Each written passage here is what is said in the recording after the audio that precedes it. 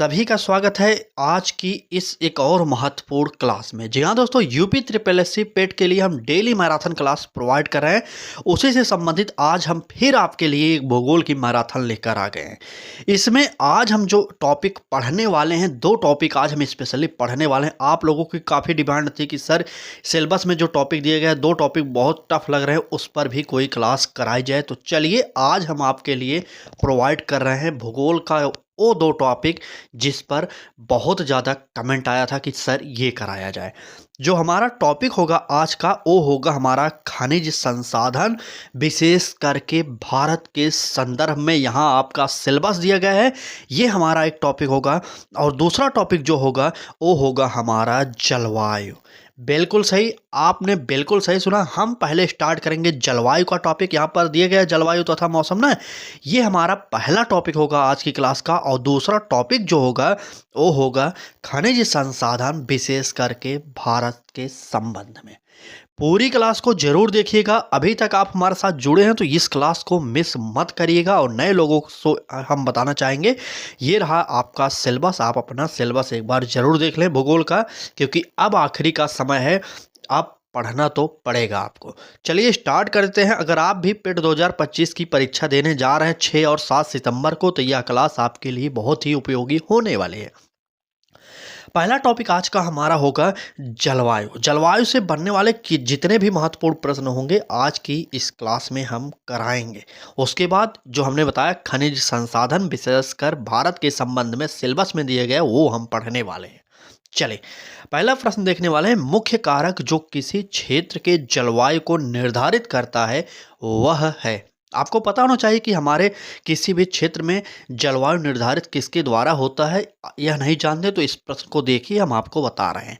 A option का रहा है ऊंचाई, बी ऑप्शन का रहा है अक्षांश, सी ऑप्शन का रहा है वनस्पति का प्रकार और डी ऑप्शन का रहा है समुद्र से समीपता।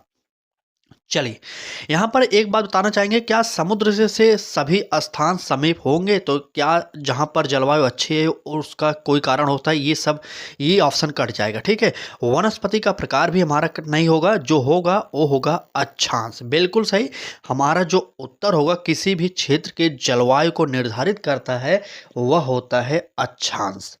ठीक है, अक्षांश होता है, वहाँ पर हमारा उत्तर जो निकलेगा वो निकल जाएगा बी ऑप्शन सही हो जाएगा। आगे बढ़ेंगे, अगला प्रश्न देखेंगे क्या कह रहा है हमारा अगला प्रश्न। कह रहा है कि निम्नलिखित देशों में से कौन भूमध्य रेखा जलवायु के अंतर्गत नहीं पाया जाता।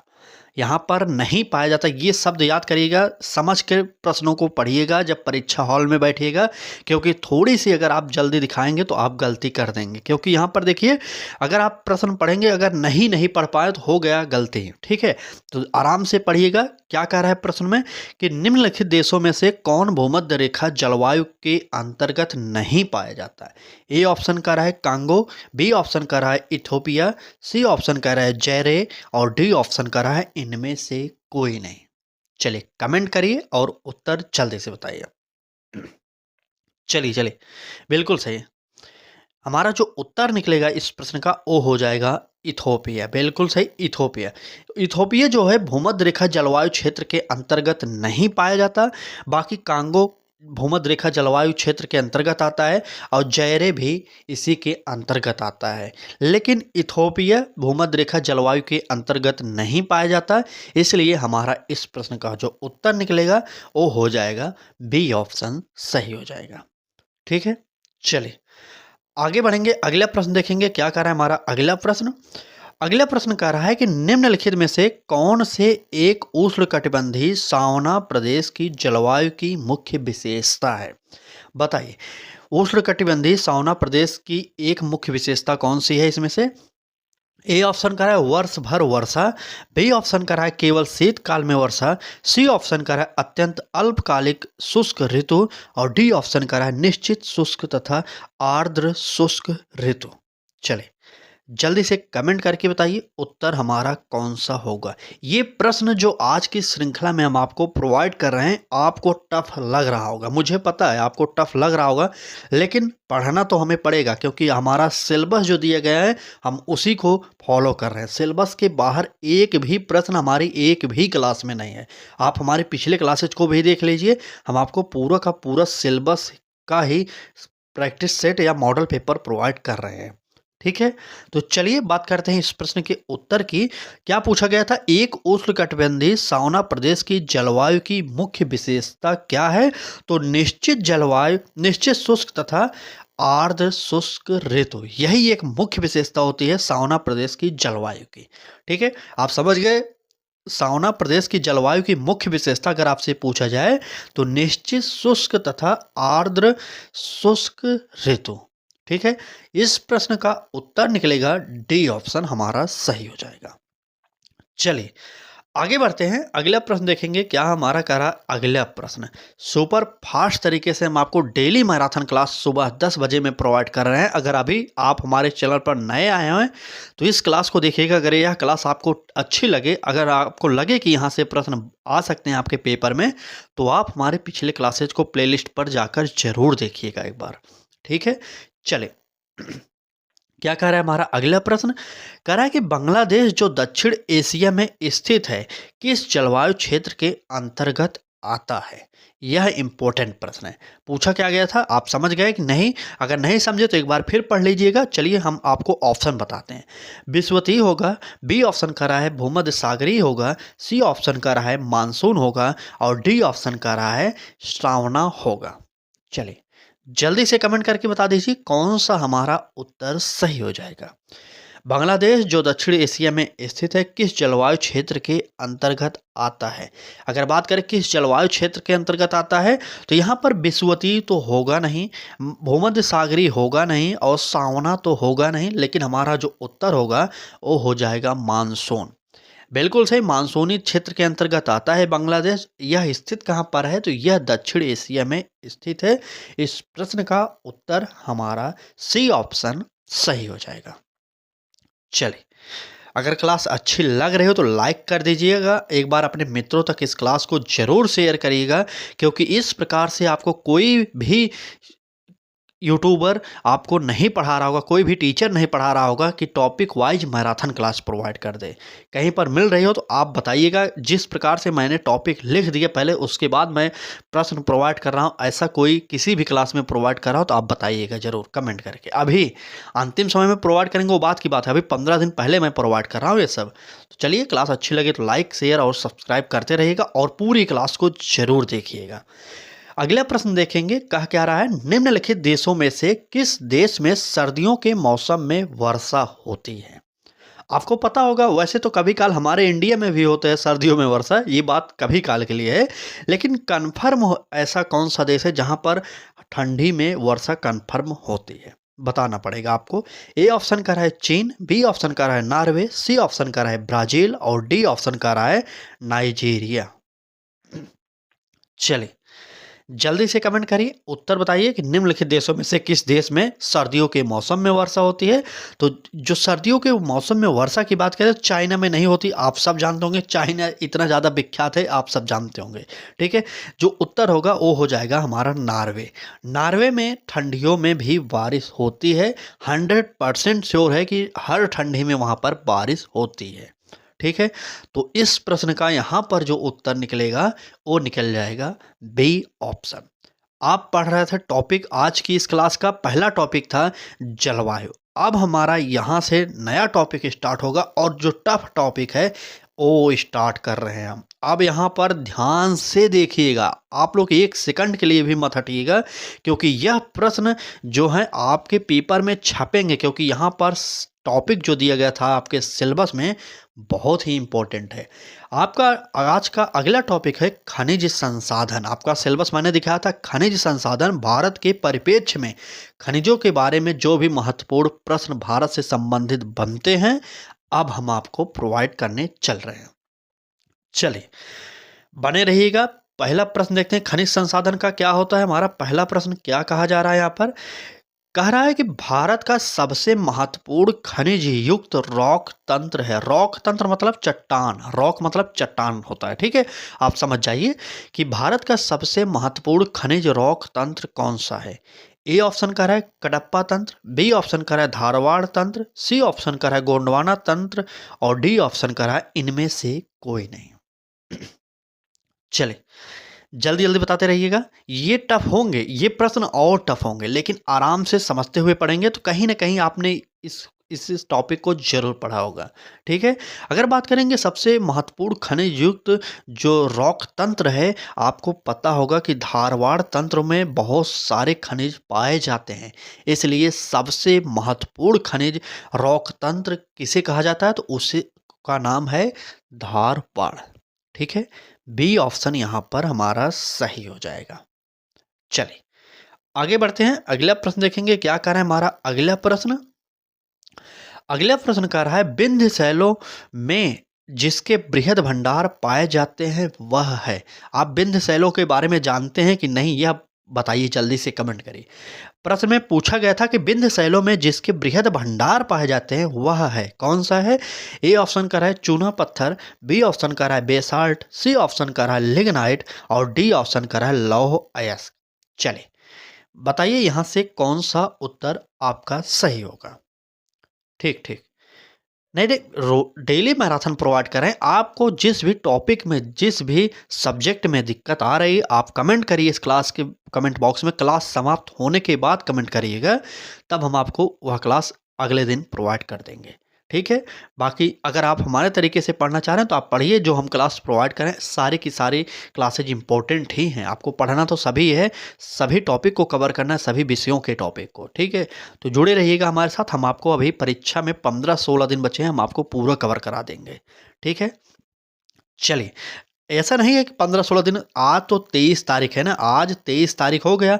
इसमें जितने भी दिन बचे हैं, 31 का ये महीना है, आपको पता होना चाहिए, ठीक है। अगस्त जो है 31 का महीना है, इसमें जो भी दिन बचे हैं वो प्लस 6 और 7 सितंबर को आपको पेपर देना है, तो उसमें भी 5 दिन मान लीजिए, ठीक है। इसलिए मैं 15 दिन बोल रहा हूँ। चलिए बाकी आते हैं अपने प्रश्न पर। क्या कह रहा था, विंध्य शैलों में जिसके बृहद भंडार पाए जाते हैं वह है, तो विंध्य शैलों में चूना पत्थर के भंडार सबसे अधिक पाए जाते हैं।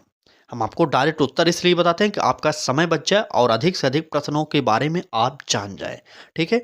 तो विंध्य शैलों में सबसे अधिक मात्रा में जो पाया जाता है वो पाया जाता है चूना पत्थर। हमारा यहाँ पर ए ऑप्शन सही हो जाएगा, ठीक है। चलिए आगे बढ़ते हैं, अगला प्रश्न देखेंगे क्या कह रहा है हमारा अगला प्रश्न। अगला प्रश्न कह रहा है भारत के निम्न में से किस भाग में खनिज संसाधनों के सबसे बड़े भंडार है। यह प्रश्न देख रहे हैं कितना इंपॉर्टेंट प्रश्न है। कई बार कई परीक्षाओं में ये प्रश्न पूछे गए हैं, इसलिए मैंने आपको आज का टॉपिक जो चुना वो खनिज संसाधन भारत के परिप्रेक्ष्य में आपका सिलेबस में था, इसलिए यह इंपॉर्टेंट टॉपिक आज आपके सामने रख रहे हैं।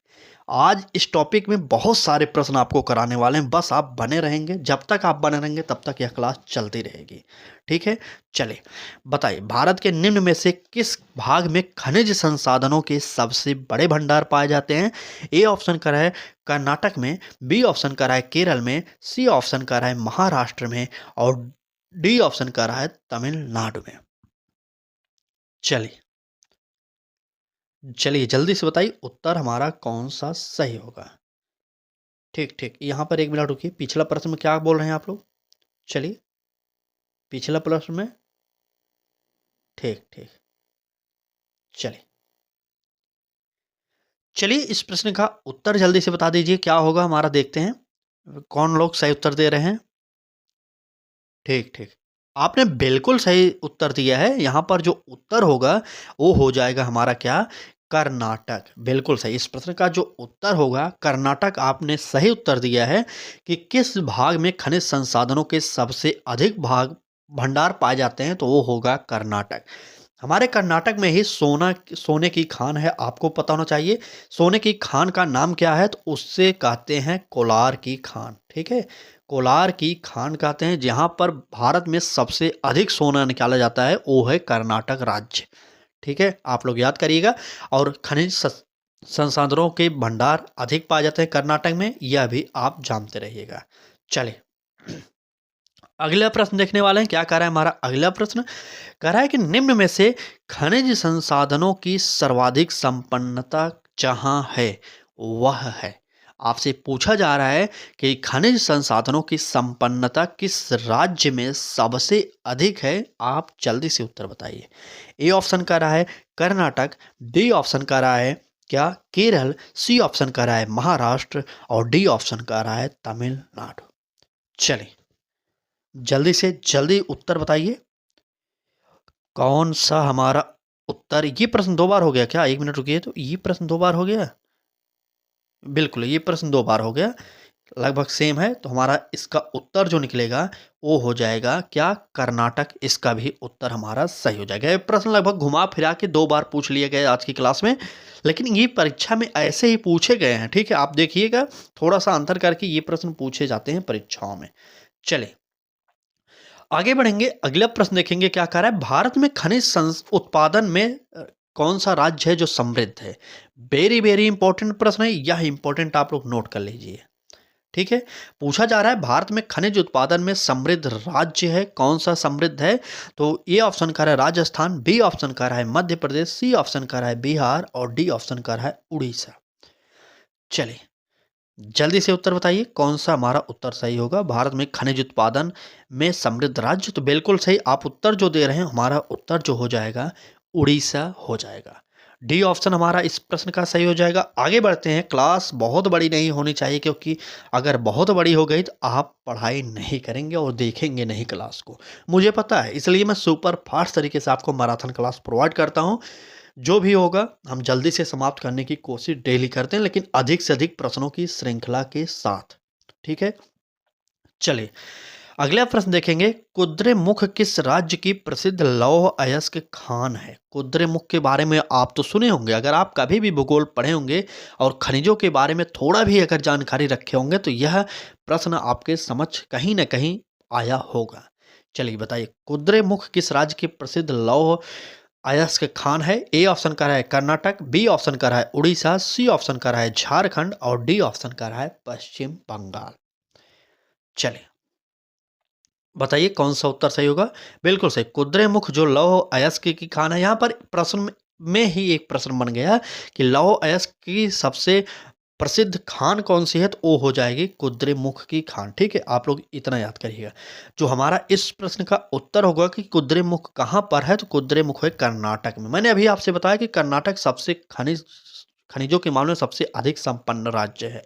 यहाँ पर ये बात, लोहा भी यहाँ पाया जाता है, सोना सबसे अधिक भारत में यहीं पर पाया जाता है, और कई जो हमारे पदार्थ हैं यहाँ पर पाए जाते हैं। ठीक है, चलिए इस प्रश्न का जो उत्तर सही होगा ए ऑप्शन हमारा सही हो जाएगा। आगे बढ़ते हैं, अगला प्रश्न देखेंगे क्या कह रहा है। अगला प्रश्न कह रहा है भारत में लौह अयस्क निम्न में से किस क्रम की शैलों में पाया जाता है। आपको पता होना चाहिए कि लोहा जो है हमारा भारत में किस क्रम की शैलों में पाया जाता है। ए ऑप्शन कह रहा है विंध्य क्रम की शैलों में, बी ऑप्शन कह रहा है कडप्पा क्रम की शैलों में और सी ऑप्शन कह रहा है धारवाड़ क्रम की शैलों में और डी ऑप्शन कह रहा है गोंडवाना क्रम की शैलों में। बताइए कौन सा यहाँ पर उत्तर होगा। और अभी मैंने बताया कि खनिजों के संबंध में अगर पूछा जाए कौन सा जो शैल है या चट्टान है सबसे अधिक संपन्न है, तो वह होता है धारवाड़ क्रम की चट्टानें। तो यहाँ पर धारवाड़ हमारा उत्तर हो जाएगा। इतना याद करिएगा, अगर आपको थोड़ा भी याद आ जाए प्रश्नों पढ़ते समय एग्जाम में, तो आप तुक्का मत मारिएगा। ठीक है, अगर आप अधिक से अधिक 99% श्योर हैं कि हाँ लगभग यही उत्तर होगा, तब आप 1% चांस लेकर मार सकते हैं उस पर। ठीक है, क्यों ऐसा हम करें, क्योंकि अगर आप गलत टिक कर दिए तो आपको माइनस नंबर मिल जाएंगे। माइनस नंबर जो आपके पेपर के मेरिट में बहुत ही महत्वपूर्ण रोल अदा करेंगे। ये मत समझिएगा कि इस पेपर से कुछ होने वाला नहीं है, इसमें तो नौकरी नहीं मिलेगी डायरेक्ट, लेकिन इतना याद करिएगा अगर आप इस परीक्षा में अच्छा स्कोर नहीं करेंगे, पेट में अच्छा स्कोर नहीं करेंगे, तो यकीन मानिए आप आने वाली कई भर्तियों से वंचित हो जाएंगे। इसलिए आपको टारगेट करना है कम से कम 70 और अधिक से अधिक चाहे जितना हो जाए।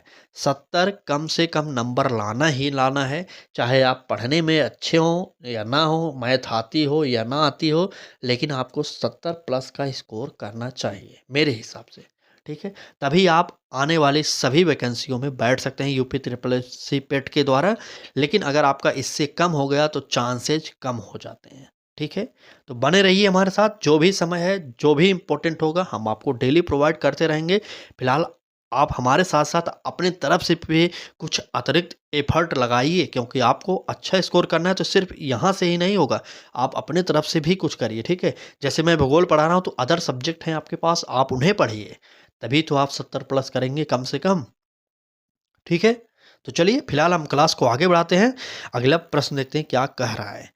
निम्न में कौन लौह क्षेत्र है? यहाँ पर सबसे इम्पोर्टेंट अभी मैंने बताया था, लौह क्षेत्र कौन सा सबसे प्रसिद्ध है? क्या सीवान होगा, झरिया होगा या कुद्रेमुख होगा या सिंहभूम होगा? आप लोग कमेंट करिए और उत्तर बताइए कौन सा हमारा सही होगा। चलिए, तो लौह क्षेत्र के लिए प्रसिद्ध कौन था? अभी मैंने बताया था ऊपर वाले प्रश्न में, तो वो था कुद्रेमुख। कुद्रेमुख लौह क्षेत्र के लिए प्रसिद्ध है हमारे भारत में। हमारा यहाँ पर ए ऑप्शन नहीं होगा, सी ऑप्शन सही होगा। बिल्कुल ए ऑप्शन नहीं होगा। सीवान बिहार में क्या होता है भाई? कहाँ लोहा बिहार में पाया जाता है? सीवान में, वो भी सबसे प्रसिद्ध तो है हमारा कुद्रेमुख, ठीक है? चलिए अगला प्रश्न देखते हैं क्या कह रहा है हमारा अगला प्रश्न। कह रहा है कि निम्नलिखित भारतीय राज्य में लौह अयस्क उपलब्ध नहीं है। वह कौन सा भारतीय राज्य है जिसमें लोहा नहीं पाया जाता? अब आप बताइए, लौह अयस्क नहीं पाया जाता। ए ऑप्शन करा है झारखंड। इतना याद करिएगा, नहीं पाया जाता है, यह पूछा जा रहा है, निगेटिव में उत्तर देना है।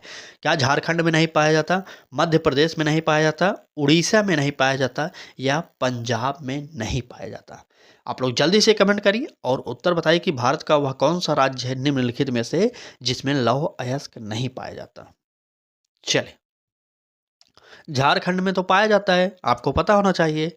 बिल्कुल, मध्य प्रदेश में तो पाया जाता है, पहाड़ी इलाका है, वहाँ पर कहीं न कहीं मिलता ही है, आपको पता है। उड़ीसा में भी पाया जाता है, लेकिन हमारा पंजाब जो है, पंजाब तो कृषि संपन्न राज्य है ना, यहाँ पर कहाँ से लौह अयस्क पाया जाएगा? इसलिए हमारा इस प्रश्न का जो उत्तर होगा, डी ऑप्शन सही हो जाएगा, क्योंकि पंजाब कृषि संपन्न राज्य है। यहाँ पर सबसे अधिक खेती की जाती है गेहूँ चावलों की, ठीक है? मतलब धान और गेहूँ की। आपको पता होना चाहिए, ठीक है? तो इस प्रश्न का उत्तर आप लोग डी याद करिएगा। अगला प्रश्न चलेंगे, यह प्रश्न टफ है, हम इसमें आपको थोड़ा समय देंगे, आप अपने आप पढ़िए, पहले आप उत्तर दीजिए, हम देखेंगे, उसके बाद हम बताएंगे। चलिए प्रश्न को पढ़ लीजिए और उत्तर दे दीजिए। चलिए चलिए देखते हैं कितने लोग हैं जो इस प्रश्न का उत्तर आसानी से दे देते हैं। प्रश्न में पूछा क्या जा रहा है कि राजस्थान की नाथरा की पाल, देखिए यह प्रश्न ऐसा है ना कि आप साहब चकमा खा जाएंगे। राजस्थान की नाथरा की पाल क्षेत्र में कौन सा खनिज पाया जाता है? नाथरा की पाल एक क्षेत्र है राजस्थान में, वहां पर पूछा जा रहा है कौन सा खनिज पाया जाता है। ए ऑप्शन कह रहा है लौह अयस्क। नहीं नहीं, ऐसा नहीं है। जो खनिज संसाधन है, ऐसे टफ प्रश्न आपके पेपर में आएँगे। आप प्रीवियस ईयर में देखिए, अगर आपको यहाँ से संबंधित प्रश्न मिलेंगे तो टफ ही लगेंगे। इस टॉपिक को पढ़ना मामूली बात नहीं है। अच्छे-अच्छे कई लोग होंगे जो क्लास के स्टार्टिंग में थे, लेकिन इस समय क्लास छोड़ के भाग गए होंगे। उनको यह प्रश्न अच्छा नहीं लगा होगा। लेकिन जो लोग प्रश्न अच्छा लगने के लिए पढ़ रहे हैं ना, यकीन मानिए वो लोग ज़रूर एग्ज़ाम में धोखा खाने वाले हैं, क्योंकि हमें प्रश्न अच्छा लगे ये नहीं पढ़ना है। हमारे सिलेबस में जो दिया गया है, चाहे हमें अच्छा लगे या ना लगे, अगर हमें अच्छा स्कोर करना है तो वह पढ़ना पड़ेगा। ठीक है? जो लोग अभी तक जुड़े हैं, एक बार कमेंट करके बताइए क्या मैं सही कह रहा हूँ कि नहीं? जो लोग अभी तक देख रहे हैं इस क्लास को, कमेंट ज़रूर करिएगा कि जो हमें अच्छा लगे वह पढ़ना चाहिए कि जो सिलेबस में दिया गया है वह पढ़ना चाहिए। एक बार इस प्रश्न का उत्तर पहले दीजिए आप लोग। चलिए बताइए, उत्तर दीजिए कि जो अच्छा लगे वह पढ़ना चाहिए कि जो सिलेबस में दिया गया है वह पढ़ना चाहिए। एक बार बताइए आप लोग। चलिए, तब तक हम अपने प्रश्न पर आते हैं। पूछा क्या गया था, राजस्थान की नाथरा की पाल क्षेत्र में कौन सा खनिज पाया जाता है? ए ऑप्शन करें लौह अयस्क, बी ऑप्शन तांबा, सी ऑप्शन सीसा व जस्ता और डी ऑप्शन हमारा मैंगनीज। बताइए कौन सा उत्तर हमारा सही हो रहा है यहाँ पर? बिल्कुल सही। नहीं, नहीं, सही है। नाथरा की पाल क्षेत्र में जो पाया जाता है वह होगा लौह अयस्क। देखिए राजस्थान में भी लौह अयस्क पाया जाता है, वह क्षेत्र होगा नाथरा की पाल। ठीक है? इस प्रश्न का उत्तर जो होगा हमारा ए ऑप्शन सही हो जाएगा। आगे बढ़ेंगे, अगला प्रश्न देखेंगे क्या कह रहा है हमारा अगला प्रश्न। ये प्रश्न, इस नाम को तो जरूर सुनेंगे, बैलाडीला खान। ये नाम तो जरूर सुने होंगे। फिलहाल चलिए हम अपने प्रश्न को देखते हैं। कह रहा है कि बैलाडीला खान किस खनिज से संबंधित है। बैलाडीला जो खान है किस खनिज से संबंधित है, यही आपसे पूछा जा रहा है। चलिए बताइए उत्तर क्या सही होने वाला है। चलिए, ए ऑप्शन लौह अयस्क, बी ऑप्शन कोयला, सी ऑप्शन मैग्नीज अयस्क और डी ऑप्शन अभ्रक। तो बताइए बैलाडीला खान किस खनिज के लिए प्रसिद्ध है। बिल्कुल सही, लौह अयस्क के लिए प्रसिद्ध है। यहाँ पर हमारा ए ऑप्शन सही हो जाएगा। ए ऑप्शन सही करिए आप लोग किस प्रश्न का। अब कुछ प्रश्न और बचे हैं, 4-5 प्रश्न और बचे हैं। पूरी क्लास को जरूर देखिएगा। बाकी क्लास अच्छी लगे तो आप हमारे साथ जुड़कर डेली सुबह 10 बजे की मैराथन क्लास को अटेंड कर सकते हैं। ठीक है, चलिए अगला प्रश्न देखने वाले हैं। क्या कह रहा है। कह रहा है भारत के किस राज्य में चांदी उपलब्ध नहीं होती है। बताइए भारत के किस राज्य में चांदी उपलब्ध नहीं होती, मतलब चांदी नहीं पाई जाती है। तो ए ऑप्शन कह रहा है उड़ीसा में नहीं पाई जाएगी, बी ऑप्शन कह रहा है आंध्र प्रदेश में नहीं पाई जाएगी, सी ऑप्शन कह रहा है कि गुजरात में नहीं पाई जाएगी और डी ऑप्शन कह रहा है झारखंड में नहीं पाई जाएगी। आप लोग बताइए कि कहाँ पर चांदी नहीं पाई जाती, यह आपका प्रश्न है इंपॉर्टेंट। चलिए बताइए जल्दी से। चलिए, बिल्कुल सही, जो चांदी नहीं पाई जाएगी। चांदी पाई कहाँ का जाती है सबसे पहले यह जानिए। उड़ीसा में चांदी पाई जाती है, आंध्र प्रदेश में चांदी पाई जाती है, झारखंड में तो चांदी पाई जाती है, लेकिन गुजरात राज्य में हमारा चांदी नहीं पाई जाती। आपका जो उत्तर निकलेगा इस प्रश्न का वो हो जाएगा सी ऑप्शन सही। चलिए अगला प्रश्न देखेंगे क्या कह रहा है हमारा अगला प्रश्न। अगले प्रश्न में कहा जा रहा है कि निम्नलिखित में से किस राज्य में तांबा का सबसे अधिक भंडार है। बताइए किस राज्य में तांबे का सबसे अधिक भंडार है। ए ऑप्शन कर रहा है बिहार में, बी ऑप्शन कर रहा है झारखंड में, सी ऑप्शन कर रहा है कर्नाटक में और डी ऑप्शन कर रहा है राजस्थान में। चलिए, क्या भाई हमारे यूपी का सवाल नहीं आया। चलिए कल हम यूपी का सवाल ले लेंगे। ठीक है, कल हम अब बताएंगे आपको कि यूपी में कौन कौन से खनिज तत्व कहाँ कहाँ पर पाए जाते हैं, बता देंगे। इसमें कोई टेंशन वाली बात नहीं, ये टॉपिक बहुत बड़ा है। अभी बहुत सारे प्रश्न होंगे जो इम्पोर्टेंट है, जो हमें आपको कराना होगा। ठीक है, तो फिलहाल हम सब कराएंगे, बस आपको जुड़ना पड़ेगा। आप लोग जितने भी लोग हैं अगर भारतीय संविधान को नहीं पढ़ें तो आपके सिलेबस में भारतीय संविधान के कुछ टॉपिक भी दिए गए हैं जो हम क्लास में कराए हैं पिछले क्लासेज में। आप उसको ज़रूर देखिए एक बार हमारे चैनल के प्ले लिस्ट पर जाकर। ठीक है, क्योंकि वहाँ से भी आपको 5 नंबर मिलने वाले हैं। यकीन मानिए 5 नंबर बहुत ही उपयोगी हैं। जिन लोगों को गणित नहीं आते उन लोगों को बहुत समस्या होने वाली है इस पेपर में। ठीक है, चलिए फिलहाल इस प्रश्न के उत्तर की बात करें कि किस राज्य में तांबा सबसे अधिक पाया जाता है। तो सबसे अधिक तांबे जो पाए जाते हैं वो पाए जाते हैं राजस्थान में। ठीक है, राजस्थान में सबसे अधिक तांबे पाए जाते हैं। यहाँ पर हमारा डी ऑप्शन सही हो जाएगा।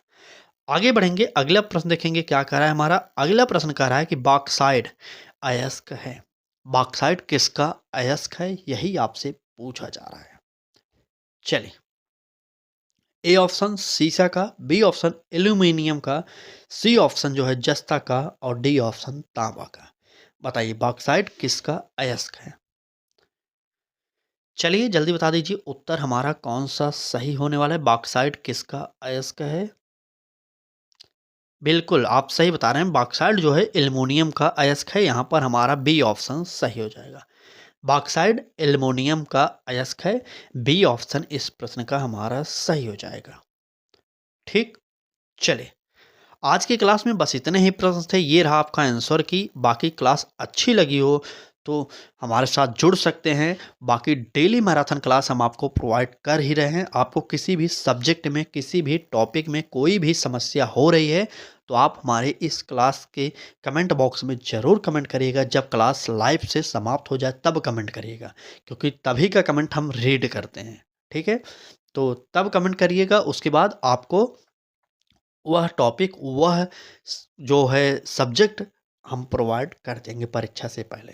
बाकी क्लास कैसी लगी यह कमेंट करके ज़रूर बताइएगा। आज की मैराथन क्लास में बस इतना ही। कल किस सब्जेक्ट की मैराथन होनी चाहिए यह आप कमेंट करके बताइए एक बार। ठीक है? क्या विज्ञान की भी एक मैराथन लाएँ? विज्ञान में तो सारे विज्ञान को हमें पढ़ना है, क्योंकि वहाँ पर विज्ञान के सिलेबस में सिर्फ़ आपको विज्ञान लिख दिया गया, तीनों विज्ञानों के बारे में, लेकिन हमें जो टॉपिक महत्वपूर्ण होंगे वह पढ़ना पड़ेगा। तो कल किस सब्जेक्ट का मैराथन होना चाहिए यह बताइएगा। आज की क्लास में बस इतना ही। चलिए, धन्यवाद।